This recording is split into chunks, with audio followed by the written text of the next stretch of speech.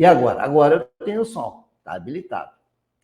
Bom dia, bem-vindos ao canal, meus queridos amigos do A Vida Continua. Se não se inscreveu ainda, se inscreva. E compartilhe o vídeo se gostar, né? Por isso eu vou me esforçar muito para o vídeo ficar bom, para ele ficar produtivo, interessante.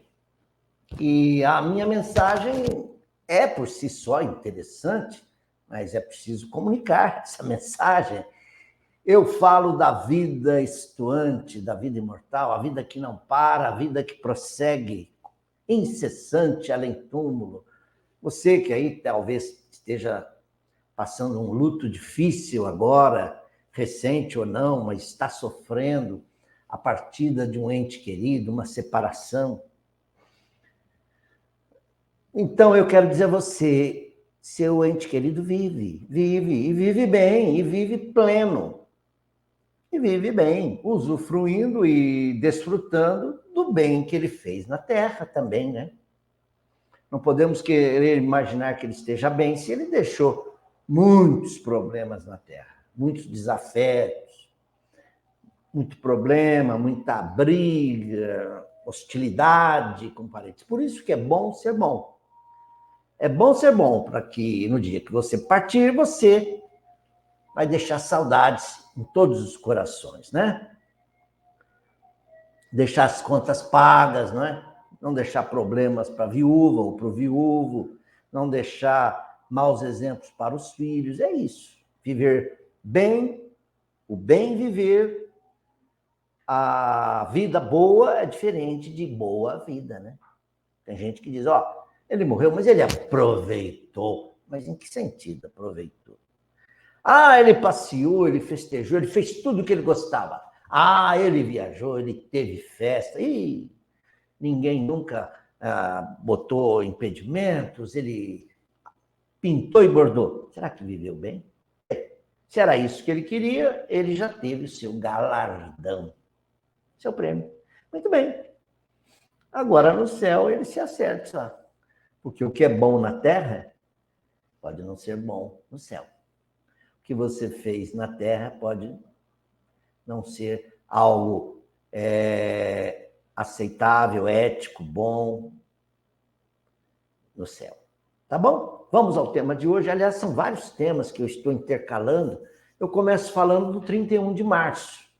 O 31 de março, aqui na vida política brasileira, marca uma data triste. O golpe militar de 64.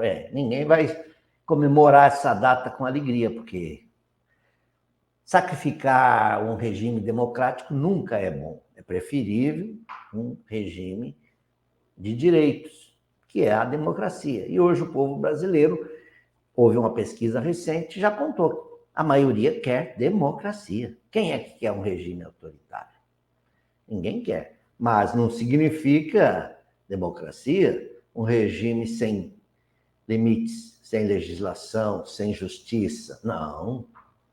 Democracia significa que há um órgão de justiça que age, que atua ao lado do executivo e do legislativo, tá bom? Mas não é esse o objeto deste programa. Eu só quero lembrar que 31 de março, para nós espíritas, é uma data muito lembrada, porque marca a desencarnação, passamento, a morte de Allan Kardec. Allan Kardec, o professor Rivai, né?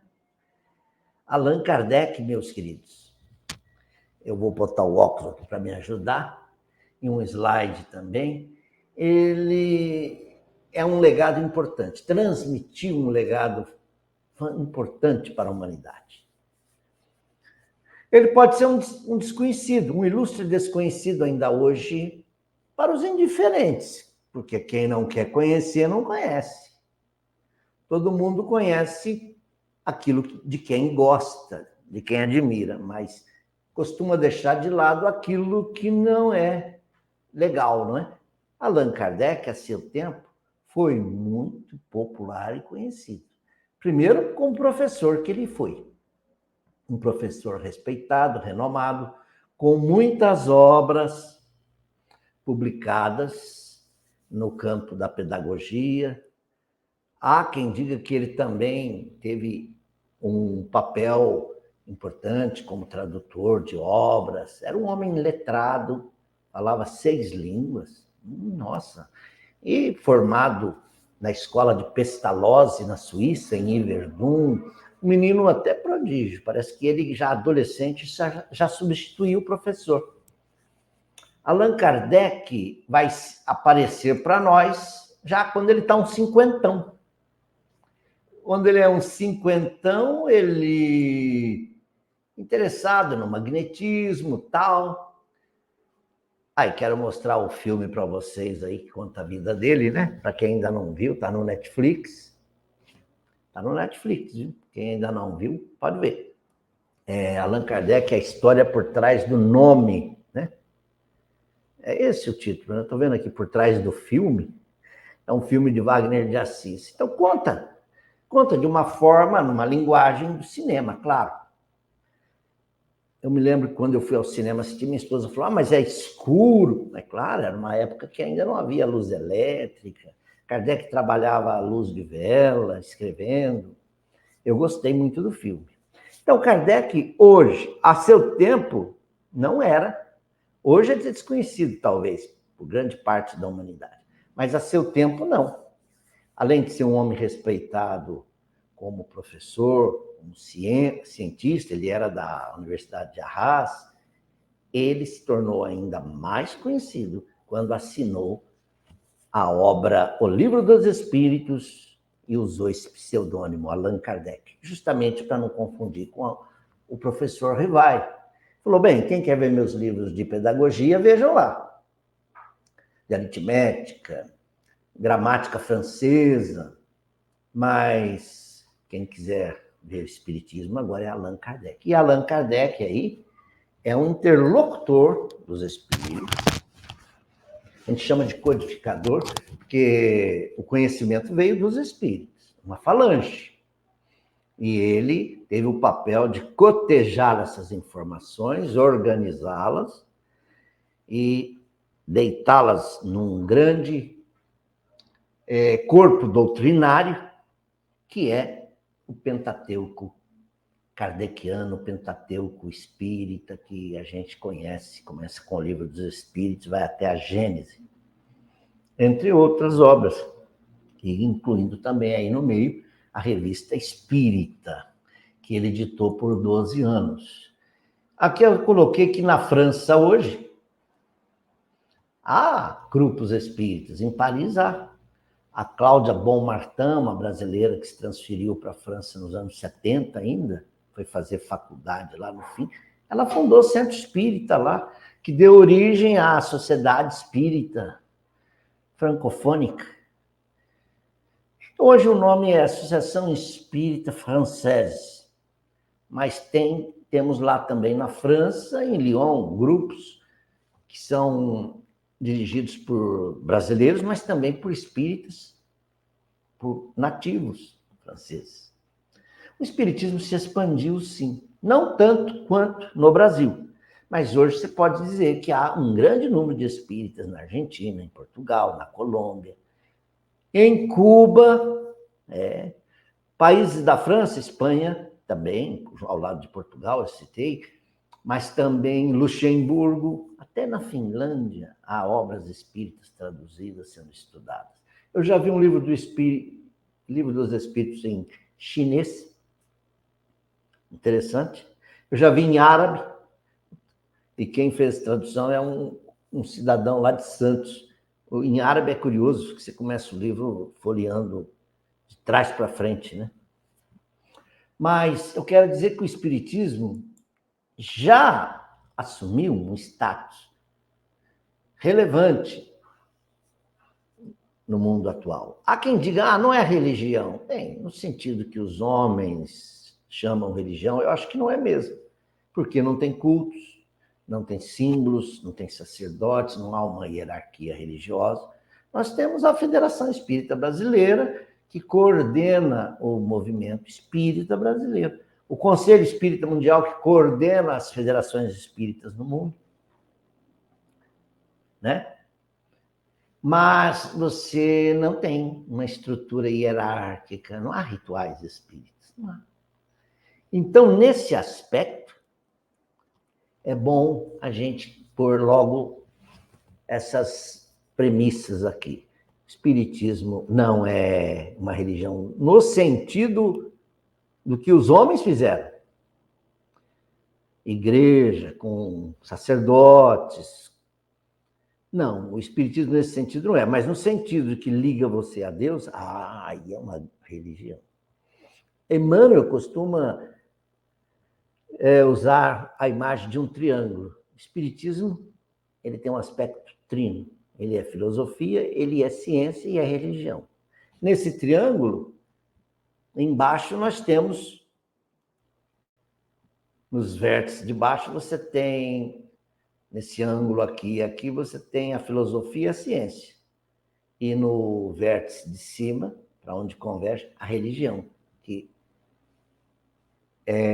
nos impulsiona para Deus. Nesse sentido, eu acho que o espiritismo é a religião das religiões. Será a religião do futuro?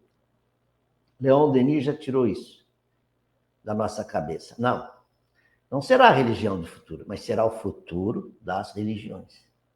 Interessante, pense nisso. As religiões estão saindo dos dogmas, porque eles vão caindo com o tempo, à medida que a civilização marcha para frente, e eles vão se apropriando, as religiões vão se apropriando dos postulados espíritas. O espiritismo diz que há vida em outros planetas. Né? Estamos confirmando. O espiritismo diz que é possível comunicar com os mortos. Isso é fato. O espiritismo diz também que nós evoluímos e que o ser espiritual vem migrando lá do reino mineral e chega no reino nominal. Isso também é fato. O espiritismo fala em reencarnação, isso é outro fato. Aliás, já está bem evidente que a reencarnação é uma lei, né? Então, meus amigos, Kardec trouxe tudo isso e um pouco mais, porque ele não ficou apenas no filosófico, ele não ficou apenas nas teses, ele não ficou apenas escrevendo lá na sua sede da Sociedade Espírita Parisiense, mas ele foi ao laboratório, ele fez reuniões mediúnicas. A Sociedade Espírita de Paris, antes se chamava Sociedade Parisiense de Estudos Espíritas, já fazia suas reuniões. Conversas de além-túmulo familiares, como ele chamava as reuniões de intercâmbio. Ele evocava espíritos. E alguns se apresentavam espontaneamente, mas ele evocava. Evocava e tinha com ele uma assessoria de espíritos de alta categoria. Liderados talvez aí pelo São Luís, né?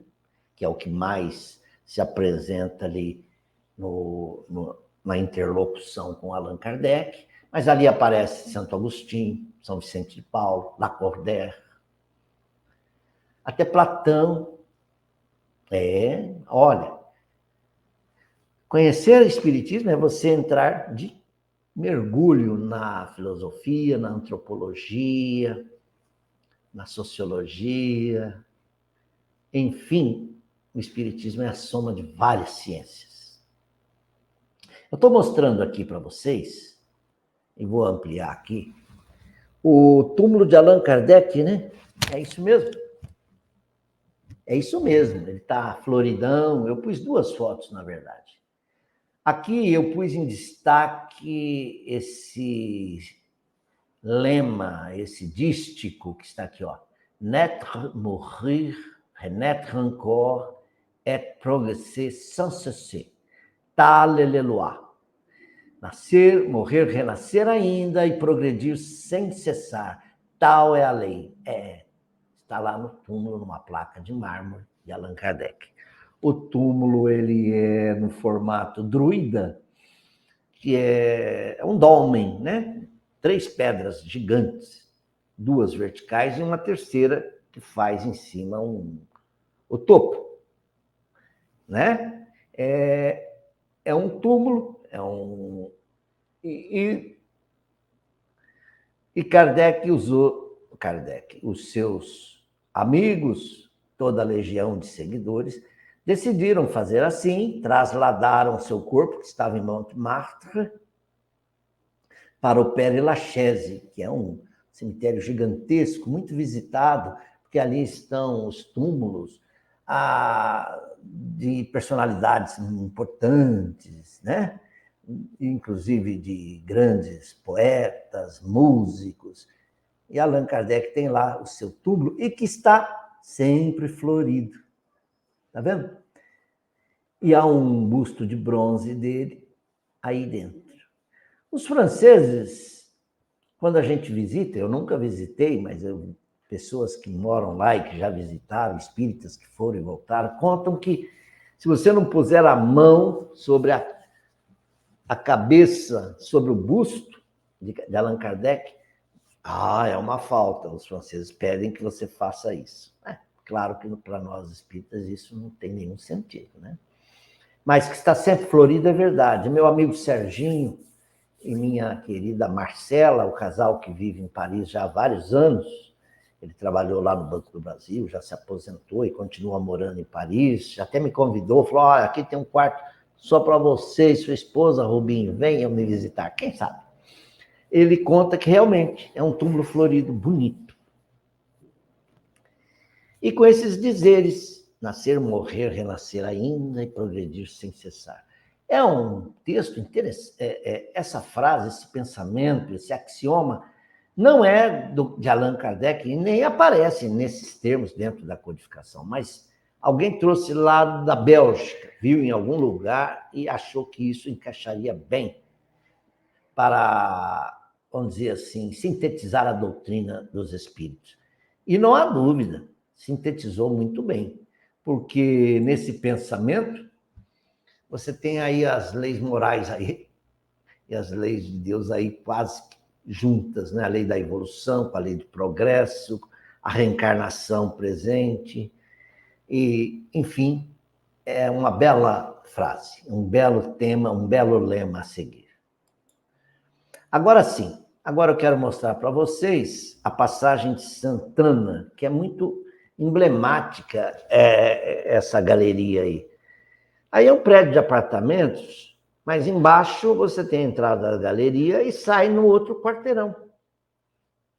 Em São Paulo há muitos prédios desse gênero. Acho que ali na 7 de Abril tem. Em outros lugares mais. Que você entra por uma porta, lá dentro tem lojas, tem elevadores, escadas para os apartamentos, para os pavimentos superiores, e você sai na outra quadra. Não é assim? Essa passagem em Santana, daí o nome passagem, número 59, foi onde Kardec se fixou mais tempo.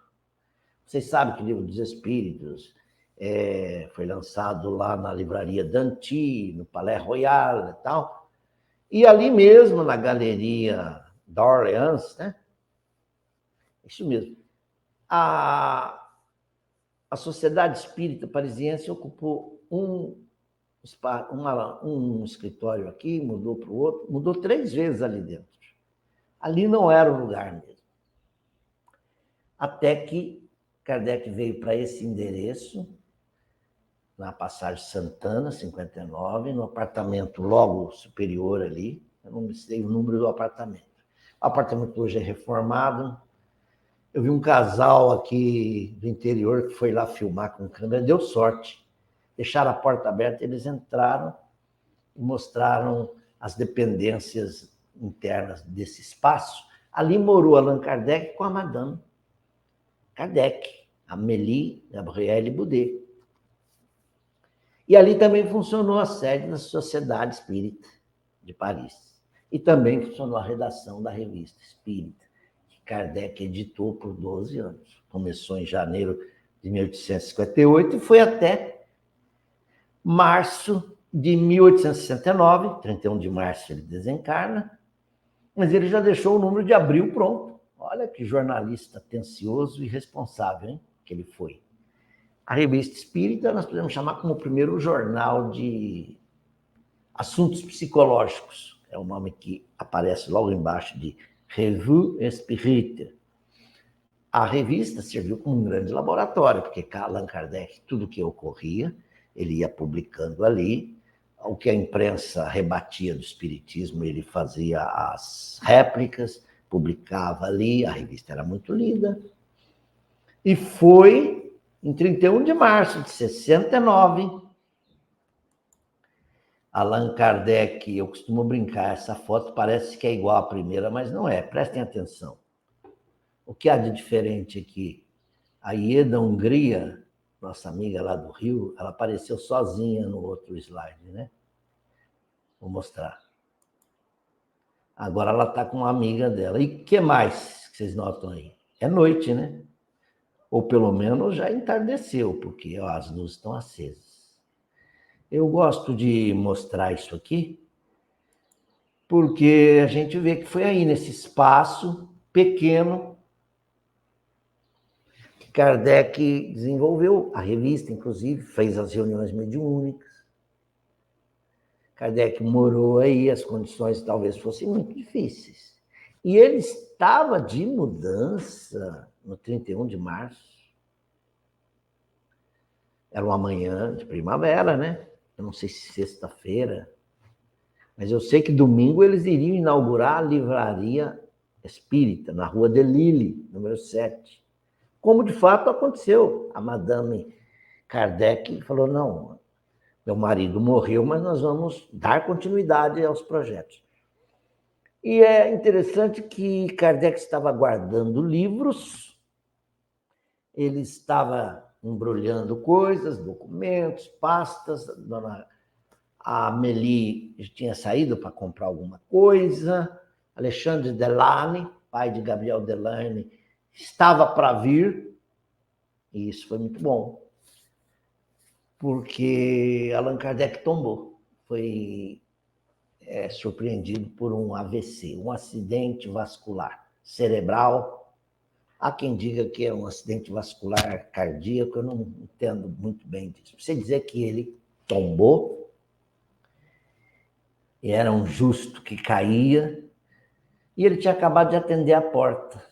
Um caixeiro viajante veio pegar mais revistas para distribuir, para mandar para o correio, sempre trabalhando, né? E ele ainda estava num obra de Chambord, que era uma manhã. E ele tombou. Alexandre Delaunay, amigão, cuja esposa era médium e trabalhava na Sociedade Espírita Parisiense, viu que já não podia fazer mais nada e logo depois estava consumada aí a morte de Allan Kardec no 31 de março. Divaldo conta, e agora César Perry também conta isso num artigo dele aí recente, que mais de 2.000 pessoas seguiram o féretro, o cortejo, pelas ruas de Paris, rumo ao cemitério de Montmartre. Um ano depois, ao traslado dos despojos de Allan Kardec para o Père Lachaise, como eu mostrei aí para vocês. O legado de Allan Kardec para o mundo é gigantesco. Nós ainda não tomamos consciência do tamanho, porque é uma revelação, o Espiritismo é uma revelação. Se com Moisés nós tivemos a primeira, ali com os profetas, os 10 mandamentos, tudo aquilo que é espiritual da Bíblia, que nem tudo na Bíblia é espiritual, tem uma parte ali que é a constituição civil do povo hebreu. Mas você pega a parte de revelação do Primeiro Testamento. Jesus, no Segundo Testamento, que expande, que desdobra o Velho no Novo. E depois, 18 séculos depois, 19 séculos, vem a doutrina dos Espíritos, que é o Consolador, anunciado pelo próprio Jesus. Eu pus isso aqui num slide. Quero mostrar para vocês, porque é importante a gente entender que o Espiritismo não veio gratuitamente. Ele era uma promessa do Cristo. Eu vos enviarei, está lá em João, o Consolador, o Paráclito, é a palavra que estava lá no lugar de Consolador antes da tradução. Advogado, aquele que vem e toma o papel de defensor, de amparo, daquele que ampara. O Consolador, que ainda não podeis conhecer, Jesus dizia aos apóstolos. Mas para onde vais? Jesus estava indo cear a última Páscoa com seus discípulos em Jerusalém. Eu falei disso na live anterior. Na casa de meu pai tem muitas moradas, respondeu Cristo. Mas eu não vos deixarei órfãos, eu vos enviarei o Consolador. Para vos fazer lembrar de tudo quanto eu tenho dito. Porque muita coisa ainda não posso dizer, porque vocês não compreenderiam, não suportariam. Foi preciso, portanto, nesses séculos todos, que a humanidade avançasse, a ciência, a filosofia, a religião, para que houvesse, então, condições ideais e uma pessoa também, do quilate de Allan Kardec, para receber essa revelação e colocá-la na forma como nós a temos hoje. Mas eu volto um pouquinho aqui o slide, porque eu não falei da Vila Seguir, ou Ville de Seguir. Eu estou aqui tentando falar francês. Não é muito meu forte, não, mas eu quero aprender um pouco mais. A Ville de Seguir era o novo endereço para o qual Allan Kardec e sua esposa, Amélie Gabrielle, iriam morar. Seriam os anos mais calmos para o casal, né? De mais tranquilidade, porque Kardec poderia agora respirar um pouco, descansar, porque ele não parava. Ele trabalhava num ritmo incessante, que até o médico dele, o Dr. Demer, por consultas à distância, já dizia, olha, descansa, cuidado, a saúde. A saúde dele já vinha delicada. A Vila de Seguir, hoje, se formos à França, vai estar lá uma avenida de Seguir, o lugar é muito bem localizado. Inclusive, anos depois, seria nessa região que seria construída a Torre Eiffel. Kardec queria ir para esse lugar, onde ele poderia ficar num chalé mais adequado, e nos outros chalés, porque era uma rua, uma espécie de rua sem saída, com vários chalézinhos, morariam espíritas, idosos, desamparados. Porque os espíritas sofreram muita discriminação. Quem tinha um comércio, por exemplo, sofria, porque havia aquele boicote, não, aquele é espírita, não vai lá. Não compra dele, não faça nada com aquele advogado, não, aquele ali, e ele frequenta lá, hein, cuidado. Como nós vivemos no Brasil também esse preconceito durante muito tempo. Quem conhece a história de Eurípides Barçanufo sabe que na farmácia dele havia um boicote para não comprar dele. Quem lembra da história do Pedro Camargo, senhor Pedrinho, que é o Vinícius, lá em Piracicaba, ele tinha uma casa de materiais de construção e começou a ir de mal a pior. Ainda bem que ele não dependeu só disso para viver, né? Que nada lhe faltou e não vai faltar.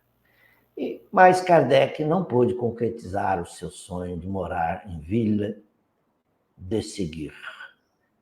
Madame Gabrielle Boudet foi morar, viúva, nesse local e tentou conduzir as coisas do espiritismo da melhor forma, mas ela foi perdendo influência e logo outros médiuns emergiram, começaram a tomar conta da sociedade que havia sido... Kardec deixou tudo pronto.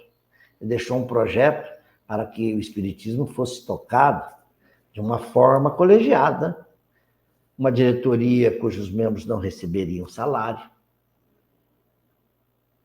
E logo os sucessores foram mudando. Eu não vou citar nomes, não quero ficar aqui marcado com ninguém, Mas sabe-se que houve um grupo aí que distorceu, que desviou a doutrina dos seus rumos.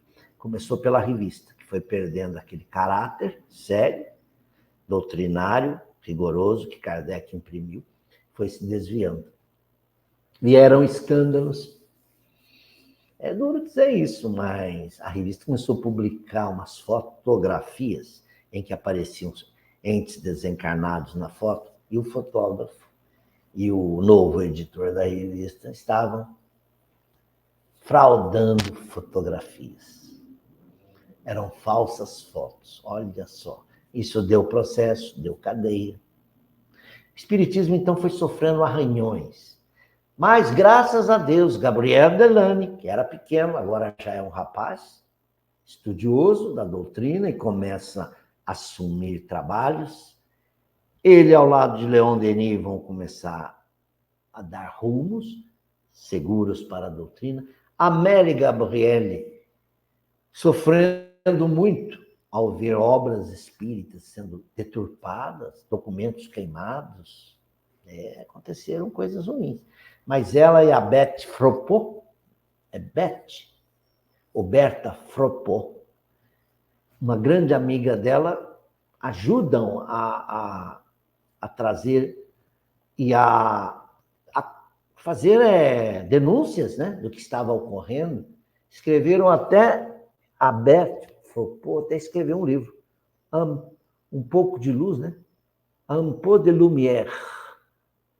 Beaucoup de lumière. Esse é o livro, já está disponível. Tem sites aí onde você pode baixar o livro, porque ele estava na Biblioteca Mundial, Biblioteca Nacional de Paris. Agora nós temos acesso a esses documentos. Então, esse livro,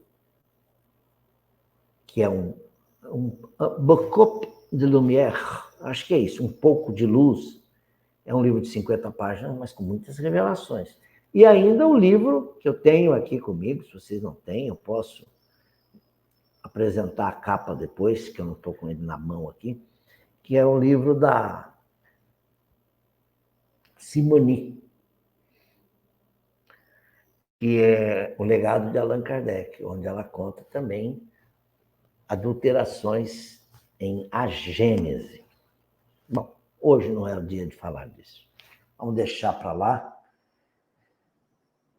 Vamos falar um pouquinho mais do Consolador, que veio, das obras de Allan Kardec. Não foi fácil, hein? Ele estava escrevendo o Evangelho segundo o Espiritismo, que vai fazer 160 anos agora, em 15 de abril. E ele estava ruim, estava doente. Ele foi tomar até uns ares novos lá em Giverny, no norte da França, lá na praia, né? Ali em cima é o Mar do Norte, onde está o Canal da Mancha. Era ali também que Monet se retirava para pintar seus quadros. Quem me contou isso foi o Charles Kempf. Charles Kempf dirige a Federação Espírita Francesa e Francofônica, ou seja, países que falam francês também. E ele esteve aqui no Brasil, porque ele já morou no Brasil, e ele estava indo para a Bolívia, para um congresso, parou aqui na região, esteve aqui em Itapira, região de Campinas. Eu fui lá, encontrei, o entrevistei, falamos de muita coisa sobre espiritismo, adorei falar com o Charles, amigão. Quando nós fizemos a revisão de A Gênese,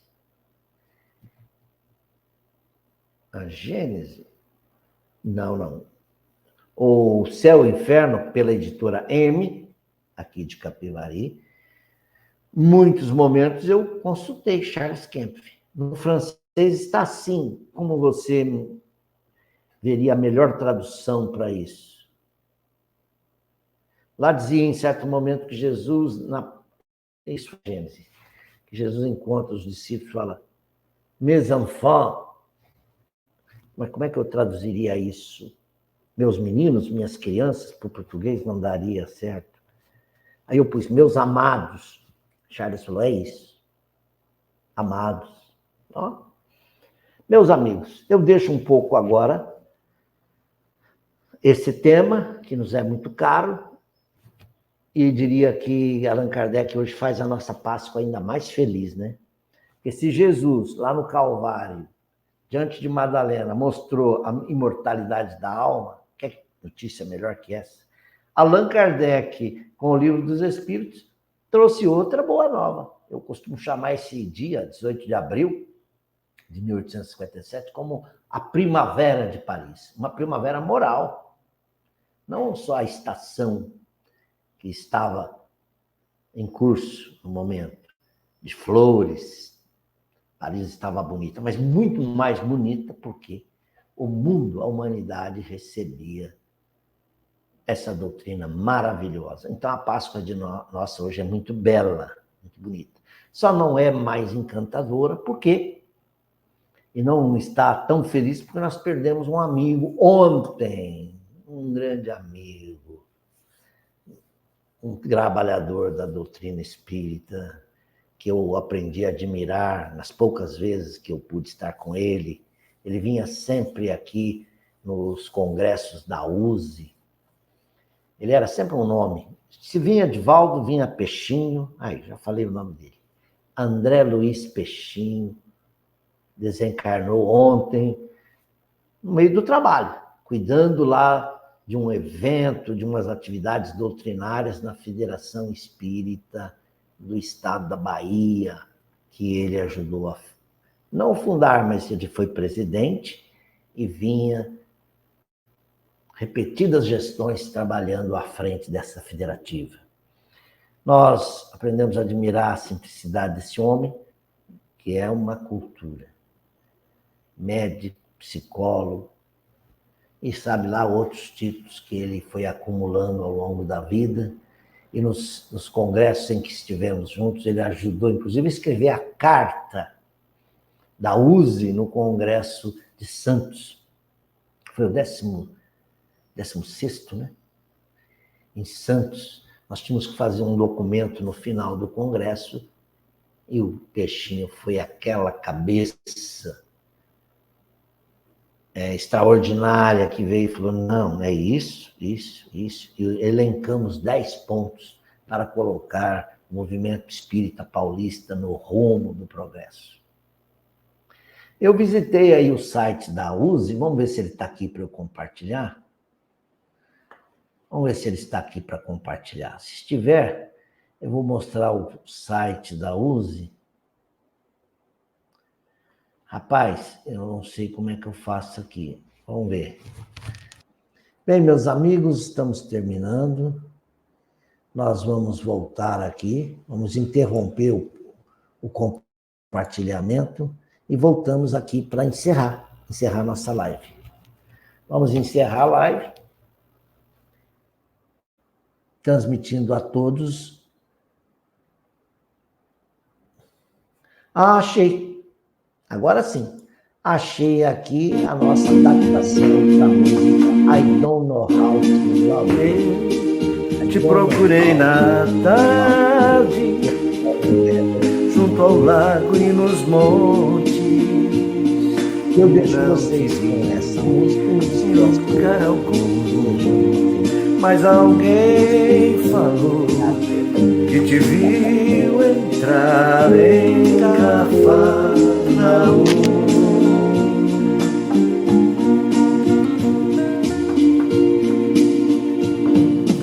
Eu te procurei na noite, entre os barcos na areia, e não vi ninguém ali, mas o pescador que me transportou levou-me até ti, e aqui estou.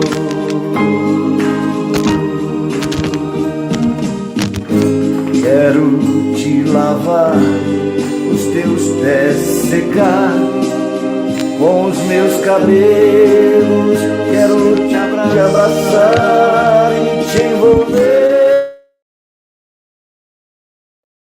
no meu carinho, te seguir com você.